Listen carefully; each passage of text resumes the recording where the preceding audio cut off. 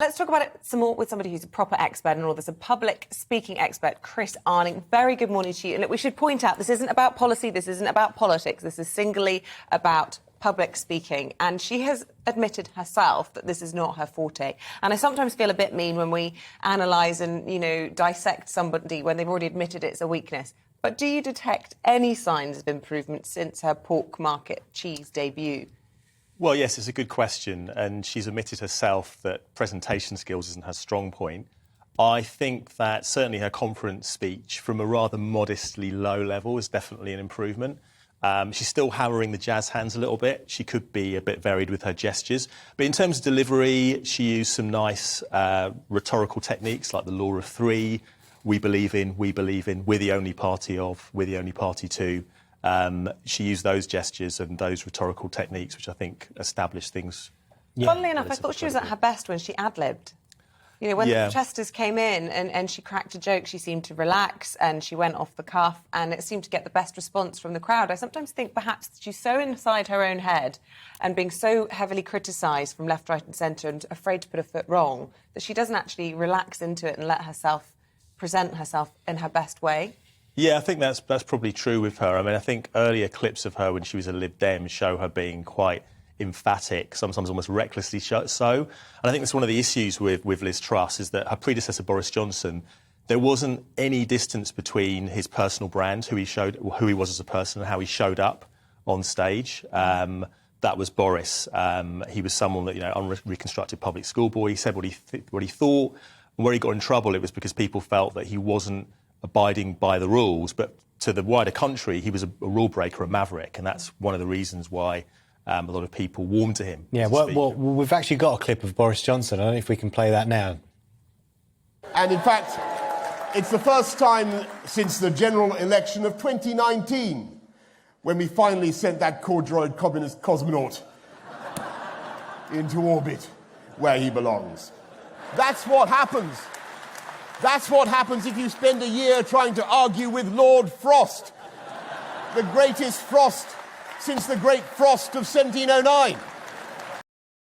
He's clearly a big fan of the alliteration. I would say, though, there have been moments where he didn't come across very well speaking in public. I'm thinking of that speech where he turned up and he didn't have his notes and he was talking about going to Peppa Pig World. And yes, I mean, did he bluff his way well through that, do you think? Or I think he did, Paul, and I think part of that is because he is known for being a sort of bluff, bumbling figure who can get away with it, essentially. The thing with Boris is even when his notes aren't there or whether he's lost track, he manages to keep the act moving and almost look endearing. Whereas with Liz Truss, there's this sense that when she pauses, it's not a dramatic pause, it's because she's sort of struggling to remember what she's been Well, it's funny you say it because I've interviewed her twice, and just before we start recording, she's very congenial and relaxed and natural. The second the camera comes on, that's it. Yeah. I've got to think about my lines, and the defences go up a bit. And I guess when the defences go up, you don't connect as well through the camera. Absolutely. Yeah, I mean, I think she's had a few deer in the headlights moments, and one of them, obviously, those car crash, widely regarded as poor performances on the radio last week, where there were a number of essential kind of micro glitches, you might say, where she literally seemed to not know what she had to say. Yeah. And I think, unfortunately, that erodes credibility. And whether you say presentation skills are your forte or not, as a political leader, you will be judged on your oratory ability to convey your ideas clearly and inspiringly. Yeah, that was what I was going to ask you, is how much does it really matter? I mean, it didn't appear to matter during the leadership contest, because let's be honest, Rishi Sunak was by far and away the most polished of the two. And in fact, it was used against him, wasn't it? He was accused of being too polished, too smooth. And I thought that was extraordinary that in a job interview that you could be accused of that. And now she's being dissected for not being polished enough. I mean, you can't win. Well, haters are going to hate, aren't they? I mean, people are always going to criticise you, and that's part and parcel of being in the public eye. I mean, I would say, yes, that this idea of being sort of a plain-speaking person is something she could maybe play on a bit more in terms of her persona. But unfortunately, there are times where it comes across as a sort of composite of choreographed sound bites, spin doctor suggestions and sort of hackneyed phrases. Yeah. I mean, she did use alliteration yesterday, texting on Twitter, taxiing to townhouses, enemies of enterprise. So she's punching things up a bit. There's just this sense that this has been put together by advisors, and it doesn't come from her sort of heart, in a sense. Yeah. Well, do you know what? You were talking about gesticulation earlier. She doesn't do that thing that a lot of politicians do, which is that instead of pointing, because that's seen as quite confrontational, isn't it? Yeah. They were taught to do this, but now they're all doing this, like a kind of rain movement.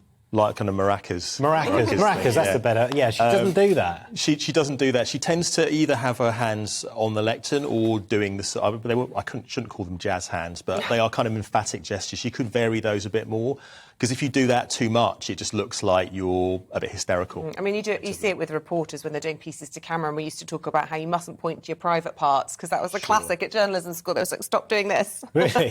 Sure. You've reviewed hundreds of hours of big, famous speeches.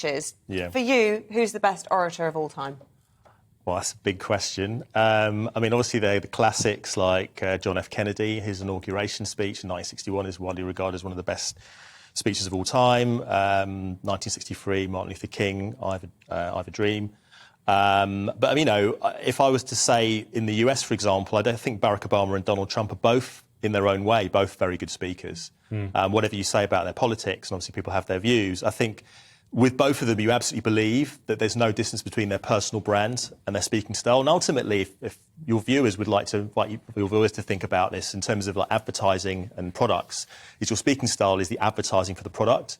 And as a political leader, you need to make sure those are absolutely in sync. And with those two, they are obviously appealing to very different bases. And with Liz Truss, there's too much of a sense she's a career politician and her speaking style is sort of grafted on or bolted on. And that's a problem. She needs to get the brand, she needs to get the style to match the brand. Absolutely. Yeah. Chris Arning, fascinating to talk to you. Thank you very much indeed. Public speaking Pleasure. expert. Yeah.